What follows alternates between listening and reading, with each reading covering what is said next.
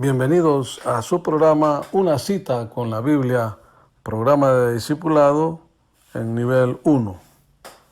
Este día estaremos estudiando lo que es la lección número 3 de la primera unidad, la doctrina de la salvación. Nuestra primera lectura la tenemos en Primera de Timoteo, capítulo 4, versículo 16. Primera Timoteo, capítulo 4, versículo 16. Leemos en el nombre del Padre, del Hijo y del Espíritu Santo. Ten cuidado de ti mismo y de la doctrina. Persiste en ello, pues haciendo esto te salvarás a ti mismo y a los que te oyeren.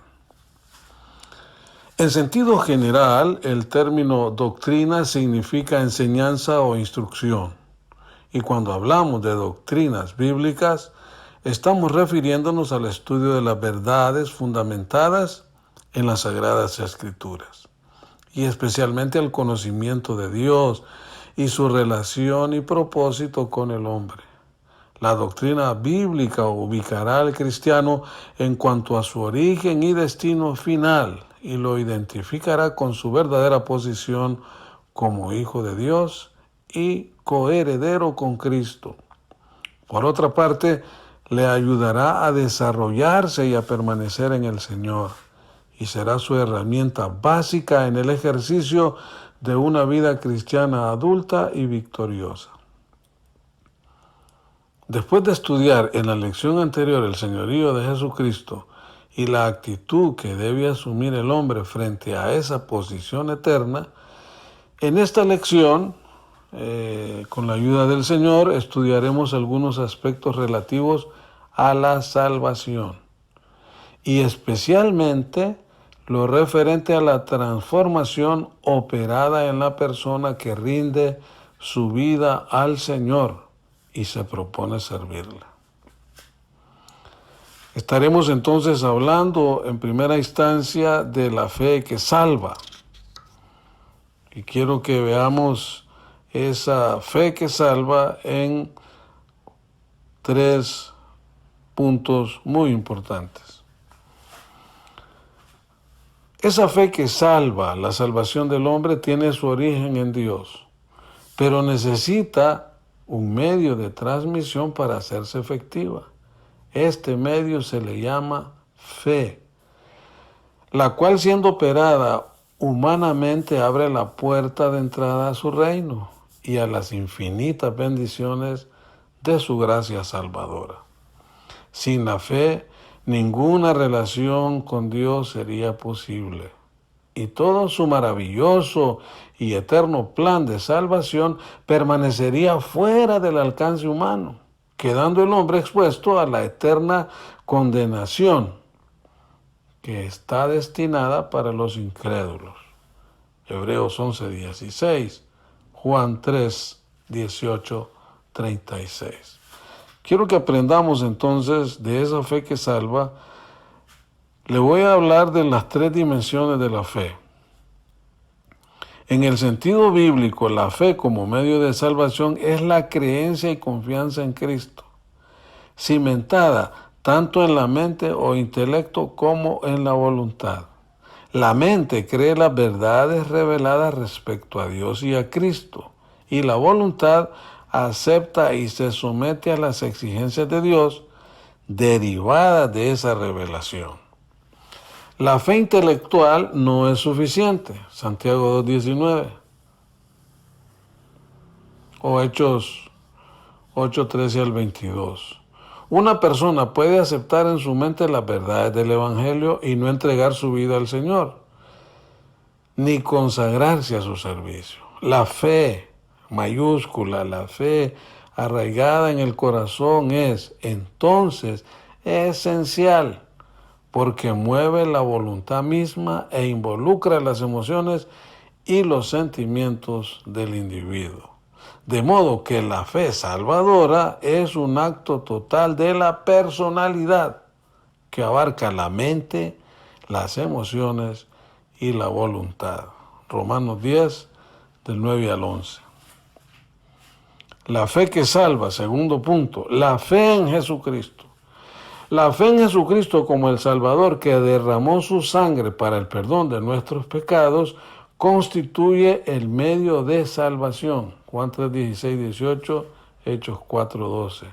El pecador arrepentido empieza a ejercitar su fe cuando bajo la influencia del Espíritu Santo y de su gracia divina deposita su confianza en Cristo como único y suficiente Salvador.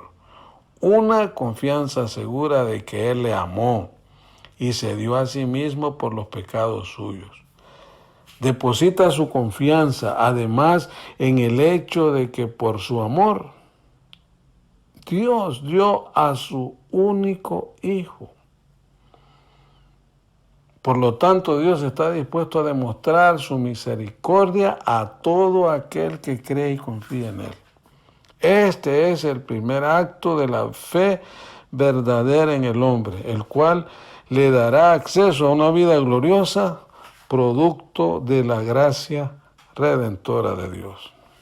Entonces, la fe que salva, vimos las tres dimensiones de la fe, vimos lo que es la fe en Jesucristo, y ahora vamos a ver lo que es la fe y las obras. Un postulado fundamental de la palabra de Dios respecto a la salvación es que el justo por la fe vivirá y que la salvación es un don de Dios recibido por fe y no por obras. Efesios 2, del 8 al 9, Gálatas 3, del 5 al 11. El hombre no poseía cosa alguna con lo cual comprar su salvación. Dios no podía descender solo por lo que el hombre podía ofrecer, y el hombre jamás podría dar lo que él demandaba. Así que Dios lo salvó gratuitamente. Grave es esto, mi estimado hermano. Dios nos salvó gratuitamente. La fe es opuesta a las obras, cuando con esta se pretende alcanzar el favor de Dios y obtener la salvación solo con el mérito de las buenas acciones. Sin embargo, en una persona que ya es salva, una fe viva producirá buenas obras, de la misma forma que un árbol sano dará buenos frutos. Santiago 2:22. En otras palabras, a Dios le agrada la fe que es perfeccionada por las obras y las obras que son el resultado de la fe, porque la fe sin obras es muerta. Lea usted, amado hermano, Santiago 2:17, porque las obras por sí solas son inútiles para alcanzar la salvación.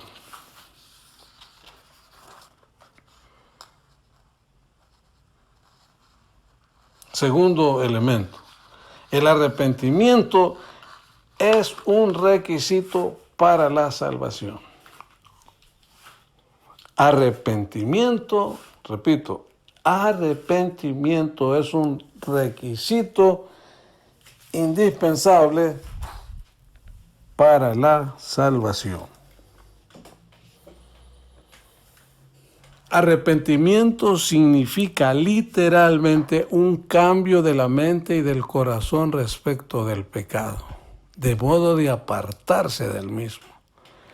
El hombre viviendo en su pecado es incapaz de acercarse a Dios, ya que toda comunicación está rota.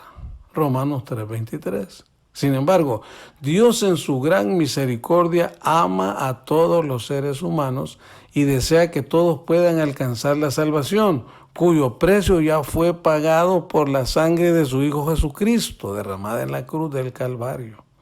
Segunda de Pedro 3:9, Primera de Juan 1:7.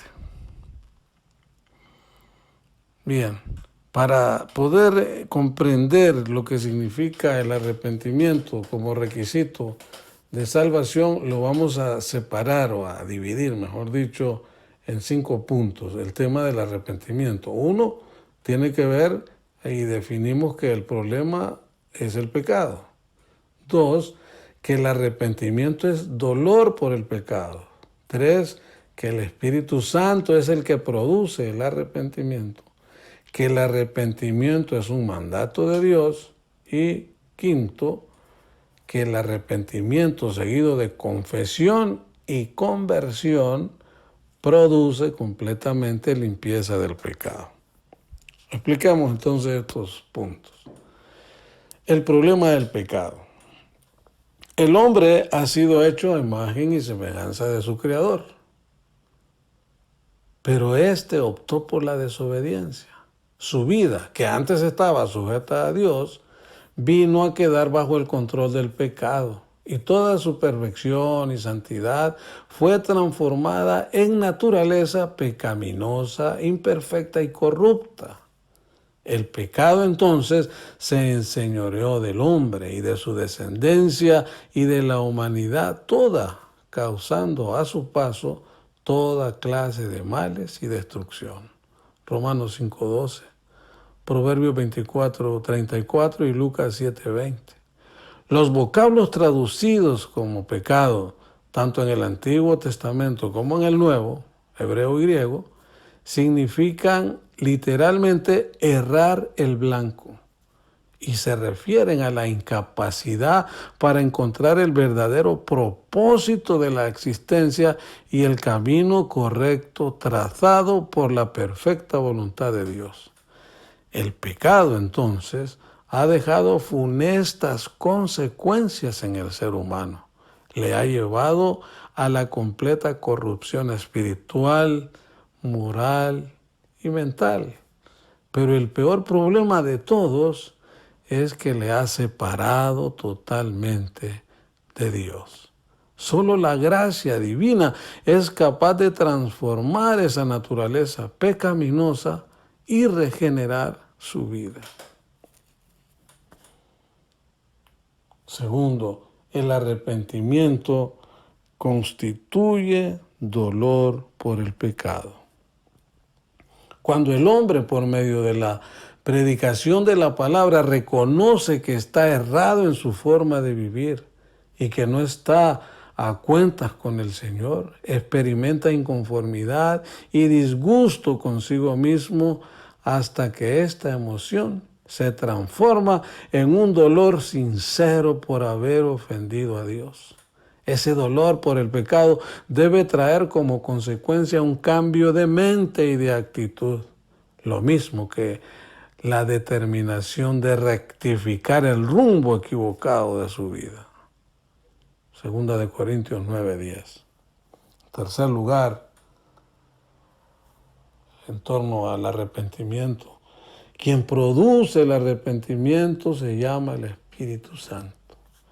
El arrepentimiento es una actividad humana.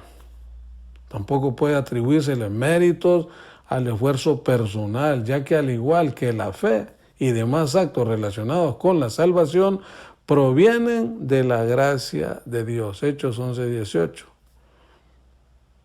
Tito 2:25, Santiago 1:17, Juan 6:44 lo dicen. El hombre por sí solo no puede acercarse a Dios, sencillamente porque su naturaleza pecaminosa le impide ver su verdadera condición delante de Él. Se hace necesaria una acción misericordiosa, que el Espíritu Santo vaya a lo más profundo de su corazón, lo convenza de la realidad de su pecado y lo conduzca al quebrantamiento. Juan 16:7-9, Zacarías 12:10. Cuarto, el arrepentimiento es un mandato de Dios. Con su muerte, el Señor Jesucristo pagó el precio para la salvación de todo el género humano. Y Dios no quiere que ese sacrificio sea en vano, sino que todos puedan aprovechar un don tan valioso y que por otra parte no le costará absolutamente nada al pecador. Al igual que en los días de Juan el Bautista, cuando el arrepentimiento era predicado como el requisito indispensable para recibir al Cordero de Dios que quita el pecado del mundo, así hoy el arrepentimiento sigue siendo la exigencia previa para alcanzar la salvación, y la orden específica de Dios es que todos deben arrepentirse. Hechos 17:30, Marcos 1:15 y 6:12. En quinto lugar, el arrepentimiento seguido de confesión y conversión produce la completa limpieza del pecado.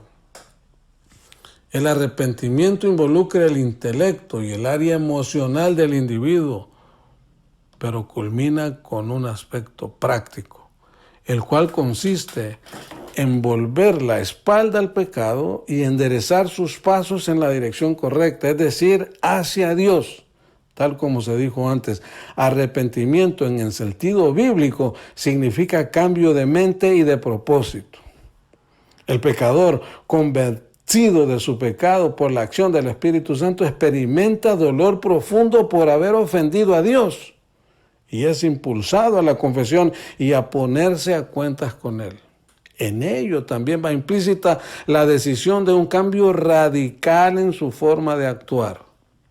Este aspecto, que usa como medio la fe en Jesucristo y en su sangre derramada en la cruz, acerca al pecador a Dios, quien es movido así a misericordia para conceder perdón y limpieza total de los pecados del penitente. Esto nos conduce a que la salvación, entonces, constituye un nuevo nacimiento. En Juan 3:8 leemos, y su lectura nos pone a ver, a analizar ese pasaje. ¿Qué significa el nuevo nacimiento? Lea Juan 3:8 y se va a dar cuenta de lo que significa. El nuevo nacimiento es el comienzo de la vida espiritual de un creyente, pues ha pasado, como dice su palabra, de muerte a vida. El hombre que estaba muerto en delitos y pecados y que arrepentido se acerca a Dios para recibir el perdón y la limpieza de su maldad, experimenta un renacer en su espíritu, producido por un acto de la gracia creativa divina, gloria a Dios, que le convierte a partir de ese momento en un hijo de Dios. Juan 1:12, Juan 5:1, Gálatas 3:26. Los términos nuevo nacimiento y regeneración se usan generalmente como sinónimos. Sin embargo, aquí los estudiaremos por separado, enfatizando en el primero. 3 aspectos fundamentales del acto mismo de nacer de nuevo, y al estudiar la regeneración se enfocará el proceso transformador interno que ocurre en la persona que acepta a Jesucristo como su Salvador. Dios es el Padre que engendra al nuevo nacido. Primera de Juan 3:9, 4:7 y Santiago 1:18. El nuevo nacimiento es operado por el Espíritu Santo. Solo el Espíritu Santo es capaz de producir transformaciones profundas en el pecador y de dar vida al espíritu humano que ha permanecido muerto mientras el individuo estuvo sin Cristo. El nuevo nacimiento es provocado por la palabra de Dios. El primer contacto del pecador con las cosas que provienen de Dios es la predicación de la palabra, la cual le transmite fe a la mente y al corazón. Romanos 10:17, la cual, como que ya se dijo al principio, es el medio para alcanzar los beneficios de la gracia salvadora de Dios. Santiago 1:18, Primera de Pedro 1:23.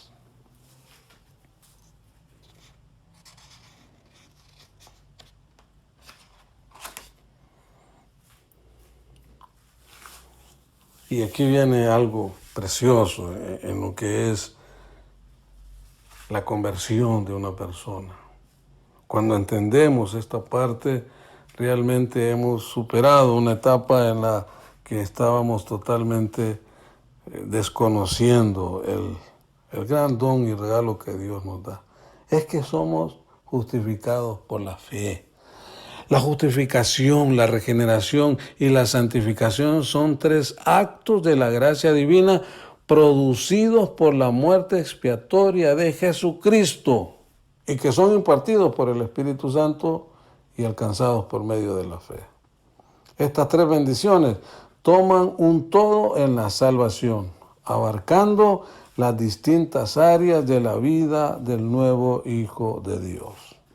El término justificar, veamos esto como 4 puntos claves. La justificación por la fe. Veámoslo como una acción judicial, cómo la humanidad necesita con urgencia la justificación, que la fe es el único medio para alcanzar la justificación y que la justicia de Cristo es transferida al hombre. Repito, la justicia de Cristo es transferida al hombre. Veamos la justificación por la fe como una acción judicial. El término justificar significa absolver, declarar justo, dictar sentencia de aceptación. El hombre culpable de pecado comparece ante el juez, donde deberá recibir la sentencia correspondiente, la cual en este caso es la pena máxima, es decir, la muerte. Romanos 6:23. Sin embargo, también hay un abogado defensor en ese tribunal que se llama Jesucristo, quien no. Y Jesucristo no solo presenta defensa para el pecador, sino que ofrece su propia sangre como pago y compensación por su culpa. Dios, juez justo, dicta entonces sentencia, no de condenación como merecía el acusado, sino de absolución, declarándolo legalmente justificado y restituyéndole todos sus derechos. Una adecuada definición de justificación sería entonces la siguiente. La justificación es un acto de la gracia libre de Dios mediante la cual perdona todos nuestros pecados y nos acepta en calidad de justos ante su presencia, solamente en virtud de la justicia de Cristo imputada o atribuida a nosotros y recibida por fe solamente. El acto de la justificación va más allá del mero perdón de los pecados. Es más que el indulto concedido a un condenado, porque aunque éste sea librado de cumplir su condena y pueda salir de la cárcel, ante la sociedad será siempre un exconvicto y jamás podrá quitarse la mancha de su delito. En la justificación divina, en cambio, no solo son perdonadas las faltas del pecador, sino que son borradas y olvidadas totalmente, haciendo al hombre digno ante los ojos de Dios, quien lo considera como si nunca hubiera cometido pecado. Dios, gracias por tu don inefable. Romanos 3:25, Isaías 43:25, Hebreos 8:12. Segundo elemento, la humanidad necesita con urgencia la justificación. Como consecuencia del pecado, el hombre está imposibilitado para alcanzar las bendiciones de Dios. Toda relación con Él es imposible y podría decirse que legalmente está inhabilitado para ejercer sus derechos como ciudadano de su reino. No hay alternativa humana posible. No hay ningún recurso que el hombre pueda usar para justificarse. Si bien lo ha intentado todo durante las edades, lea Job 9:2, Romanos 3:10-12, cualquier acción emprendida por el hombre para alcanzar su propia justificación es inútil y hasta vista con desprecio por parte de Dios. Romanos 3:20. Tercero, la fe es el único medio para alcanzar la justificación.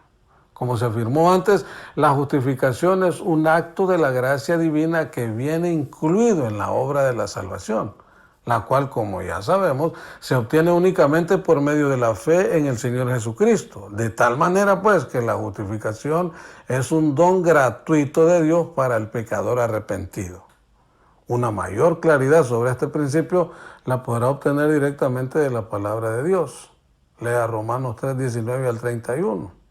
Discuta, analice ese pasaje para que lo comprenda de mejor manera.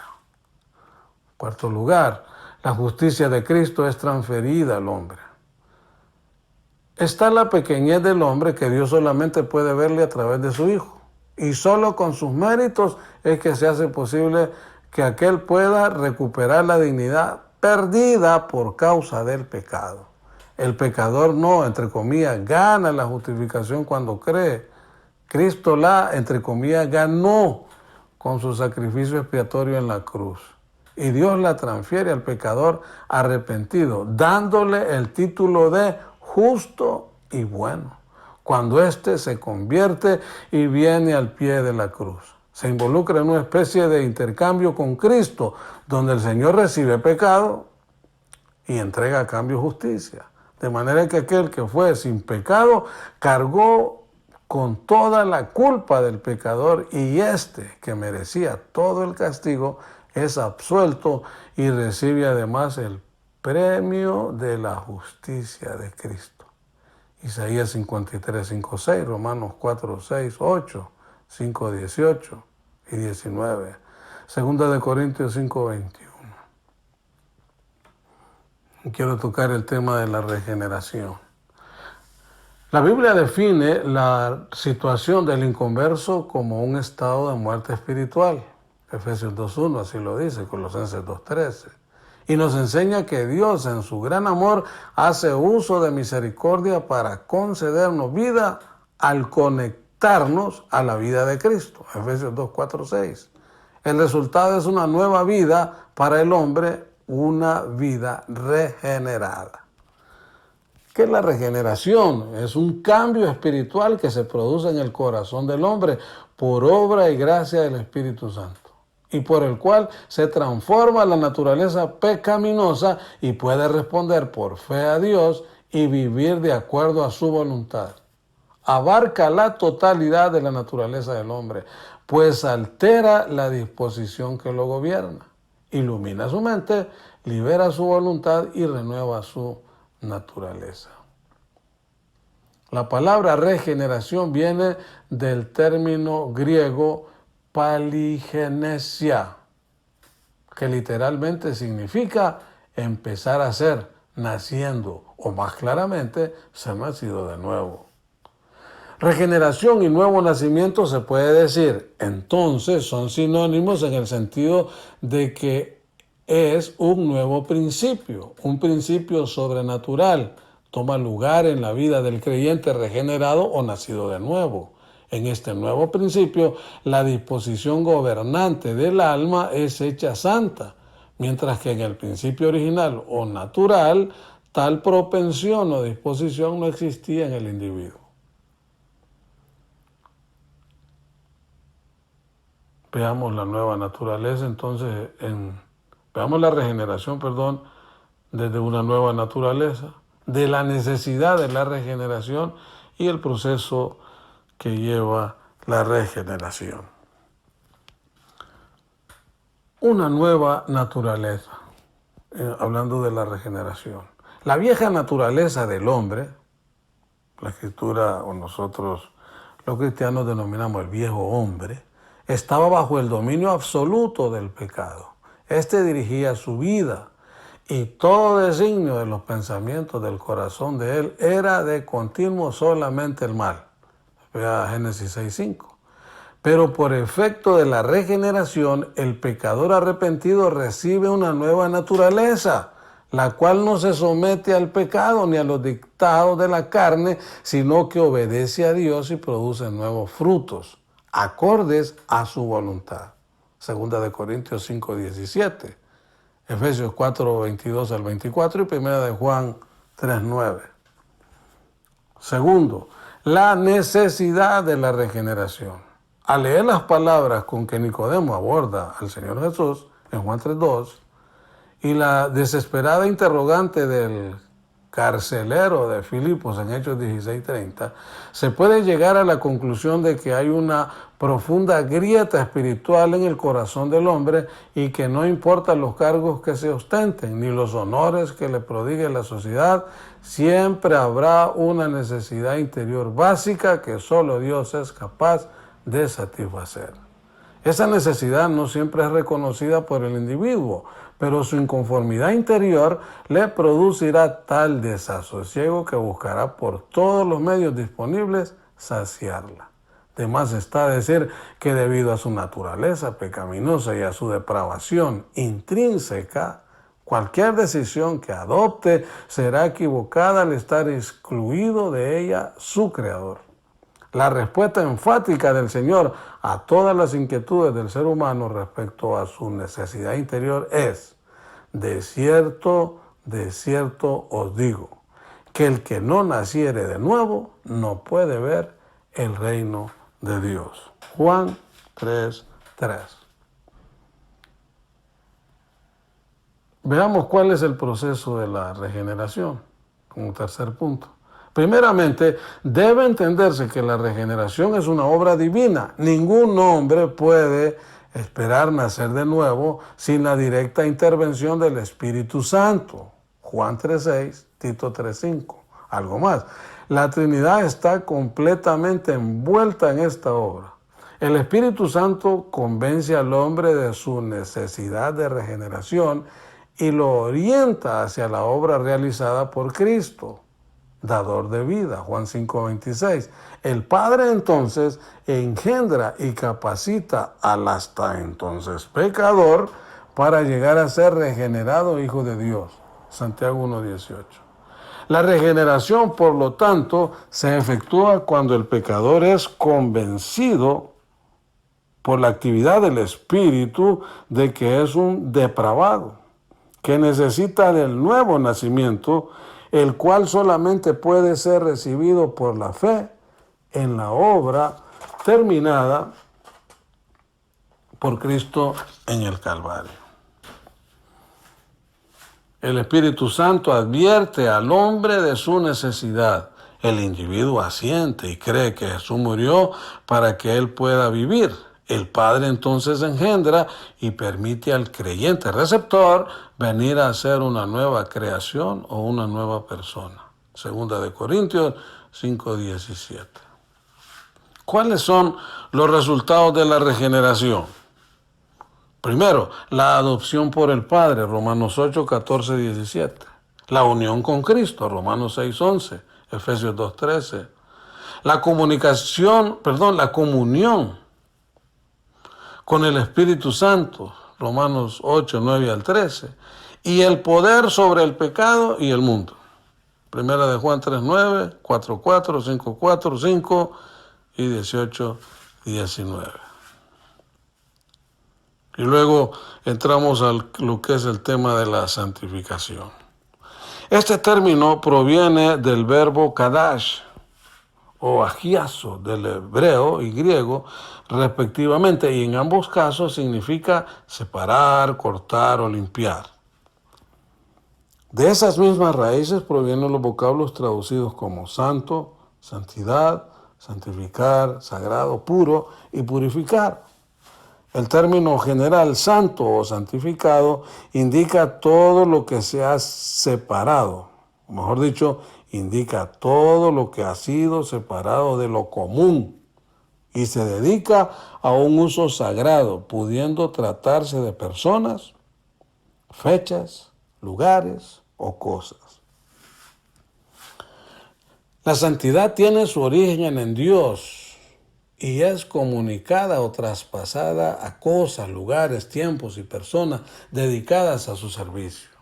En el Antiguo Testamento el término era aplicado al templo de Jerusalén, a los utensilios del templo, al día de reposo, al año del jubileo, a los sacerdotes y en general a las personas y cosas consagradas al servicio de Dios. Ahora en Cristo es santa o santificada toda persona que ha renunciado o se ha separado, se ha apartado del mundo y ha consagrado su vida a Dios. Éxodo 13:2, 19:5-6, Levítico 25:10, Números 3:3, Nehemías 11:1. La santificación tiene dos dimensiones. Luego vamos a ver lo que son los agentes de la santificación. Las dos dimensiones de la santificación. Primero, la separación y consagración del creyente a los propósitos de Dios involucra dos aspectos importantes. El primero, relativo a su posición en Cristo, y el segundo, que se refiere al aspecto práctico de la santificación. En cuanto a posición, la santificación es instantánea y la experimenta el creyente en el momento mismo del nuevo nacimiento. Si bien se dice que la santificación es subsecuente a la justificación y a la regeneración, no se puede establecer diferencia de tiempo entre ellas, ya que, como se dijo antes, estas tres obras divinas son impartidas en un solo acto por la muerte expiatoria de Jesucristo.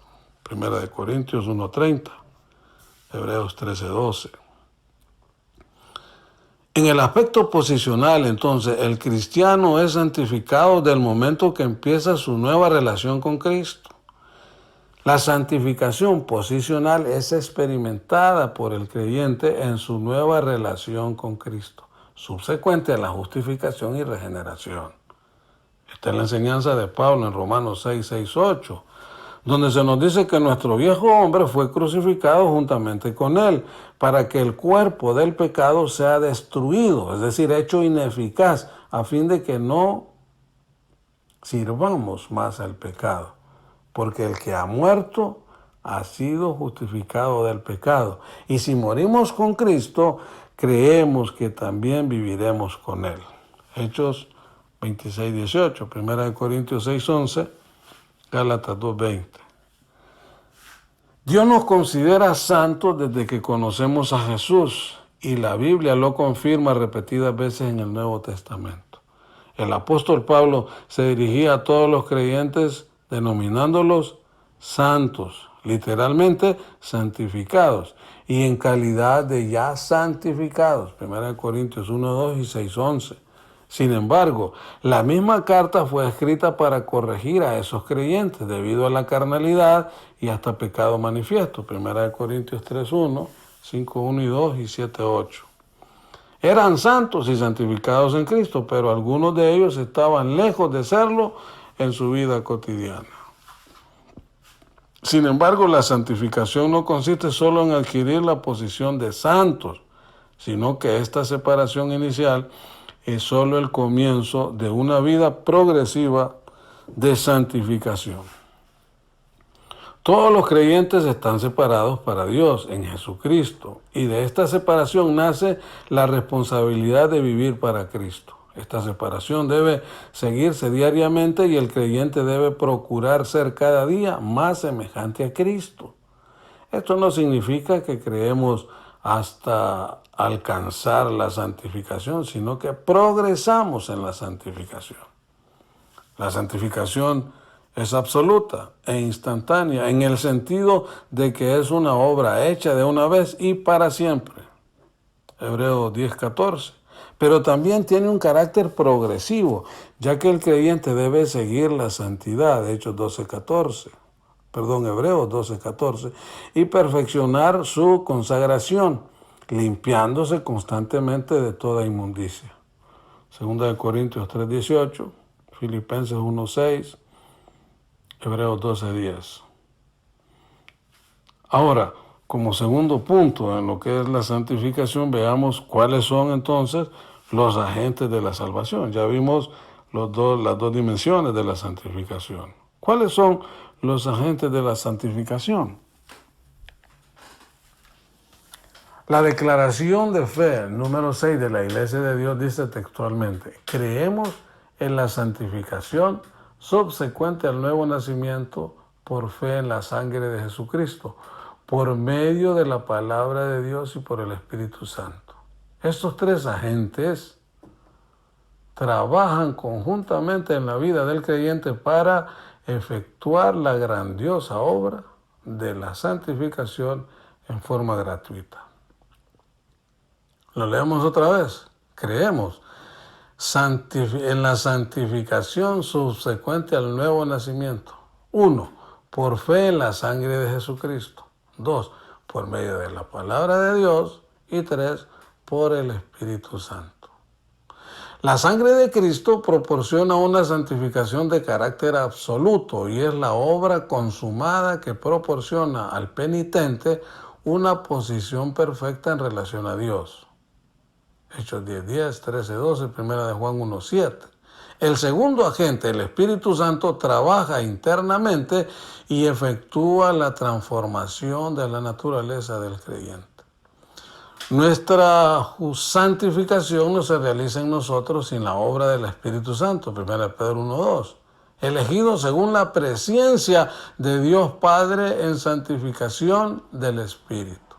El Espíritu Santo viene a nuestro ser para hacernos partícipes de la santidad de Dios y a enseñarnos la verdad tal como está presentada en las Sagradas Escrituras y aclarar nuestra percepción espiritual de manera que podamos contemplar al Señor. Ese mismo Espíritu crea en nuestro corazón el anhelo profundo de parecernos a nuestro Maestro. Romanos 15:16, 1 Corintios 6:11, 2 Tesalonicenses 2:13. La palabra del Señor es el tercer agente de la santificación.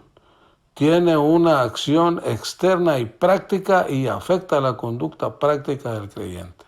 La palabra de Dios ilumina el entendimiento del pecador respecto a su vana manera de vivir y al obedecerla se arrepiente y entrega su vida a Cristo y es limpio por esa palabra que ha oído.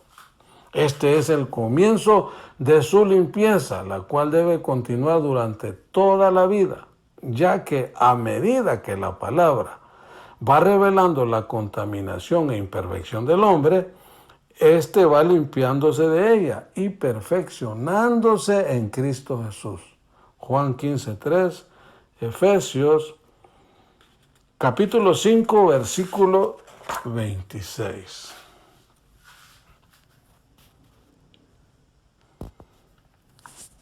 ¿Por qué hay seguridad en la salvación? Existe una vieja controversia en relación a este tema. Eventualmente usted podría verse involucrado en ella y tener que definir sus convicciones respecto a si la salvación puede o no puede perderse una vez que ha aceptado a Jesús como Señor y Salvador. Habrá seguramente dos grupos de opinión, por lo que es necesario fiarse de lo que la palabra enseña al respecto. Dos puntos de vista.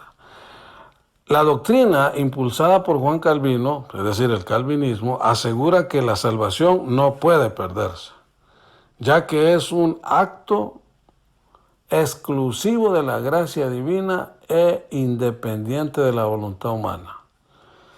Afirma además que Dios ha predestinado ciertas personas para ser salvas y a otras para ser condenadas, destino que el hombre no puede cambiar, ya que la gracia y los designios de Dios son irresistibles.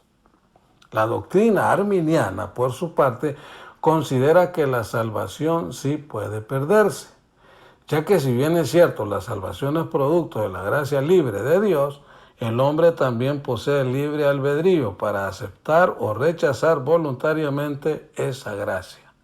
Por otra parte, y en oposición al concepto de predestinación, afirma que Dios quiere que todos los hombres se salven, puesto que Cristo murió por todos. Veamos entonces la posición de la doctrina del calvinismo y la doctrina arminiana. ¿Cuál es la posición de la Biblia?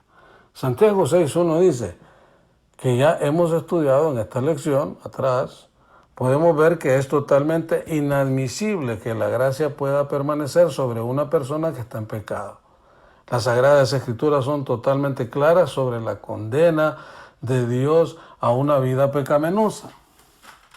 Esa clase de vida es contraria a su voluntad y hace que el pecador esté desprovisto de la gracia divina y expuesto al castigo eterno, en tanto no se reconcilia con el Padre.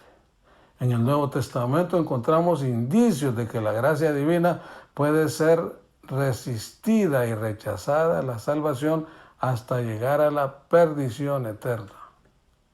Hebreos 2:1-4, 6:4-6, 10 del 26 al 31, segunda de Pedro 1:10, 2 del 20 al 22. Cabe hacer notar que todas las advertencias encerradas en estos versículos están dirigidas a personas convertidas. De hecho, todas las epístolas del Nuevo Testamento están dirigidas a los creyentes y no a los incrédulos. Por otra parte, la gracia de Dios es tan amplia que alcanza para salvar a todo aquel que se arrepiente. Juan 3:16, Hechos 2:21, segunda de Pedro 3:9.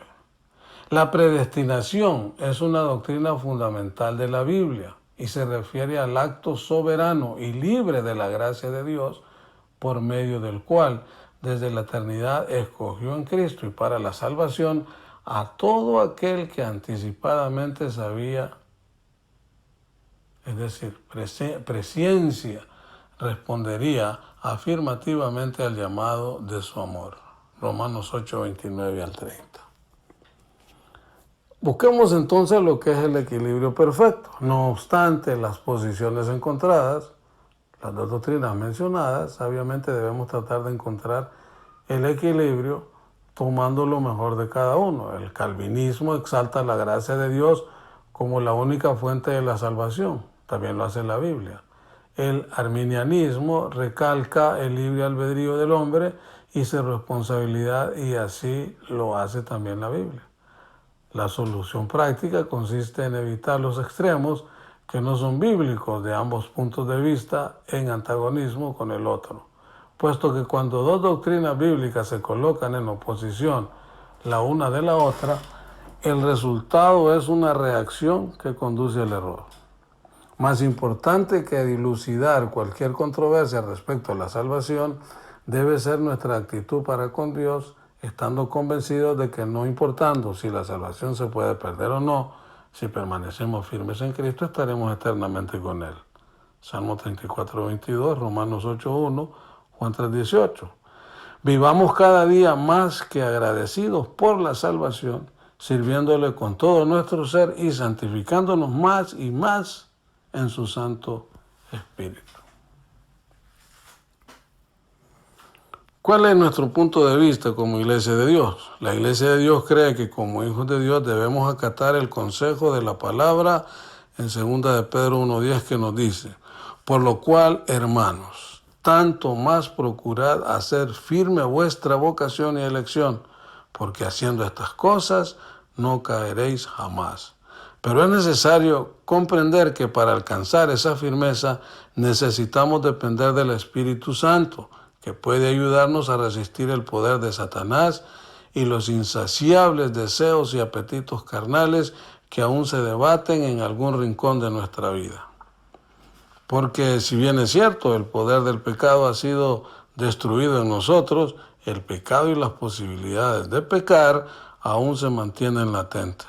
Romanos 7:22 al 25, Santiago 1:12, Mateo 24:13 y Apocalipsis 3, del 1 al 6. Dios conoce nuestras debilidades y nos ha cercado con su amor para que podamos andar en santidad. Se nos amonesta repetidas veces para que nos guardemos del pecado y de toda inmundicia, pero aún así en nuestra necedad o ignorancia caemos temporalmente en pecado. Él también ha provisto la salida a través de Jesucristo. Primera de Juan 1:7 al 9 y 2:1 al 2.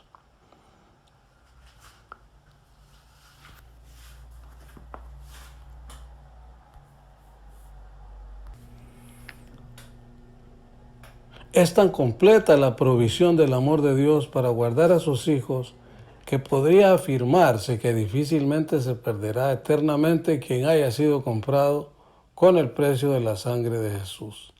A este respecto, y siempre sobre la controversia doctrinal expuesta anteriormente, el punto de vista oficial de la Iglesia de Dios puede ser resumido con la siguiente declaración: la Biblia acepta la posibilidad de que un cristiano pueda voluntariamente perder la vida eterna y al final perderse para siempre. Juan 15:1 al 7, Gálatas 5:4. Es verdad que las Escrituras no enseñan en ningún lugar una seguridad eterna. Sin embargo, la pérdida de la vida eterna es algo que resulta más difícil de lo que con tanta frecuencia se afirma. Esto se hace patente cuando consideramos las fuentes espirituales que incrementan la vida del creyente, tales como la justicia de Cristo, que se le imputa la morada del Espíritu Santo y otras numerosas bendiciones en el proceso de buscar la justificación práctica. Cuando Dios nos salva y justifica por los méritos de su Hijo, Él no pasa por alto este copioso otorgamiento de la gracia. Nos constituimos en sus hijos y Él en nuestro Padre, y esta relación que Él mantiene con nosotros posee una gran solidez. Juan 10:28, Romanos 8:35 al 39.